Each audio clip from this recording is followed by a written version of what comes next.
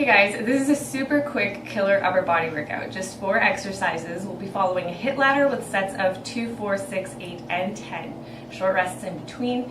Feel free to pause the video at any time if you feel like I'm moving too fast or if you want longer rest times. The exercises are push-ups. I'm going to be doing mine modified for my knees. Recline table dips. Table hover shoulder taps, so 1 tap on each shoulder counts as 1 rep. And down dogs to planks. Feel free to do any variation of these exercises that you want to if you want to make this workout a little bit more challenging for yourself.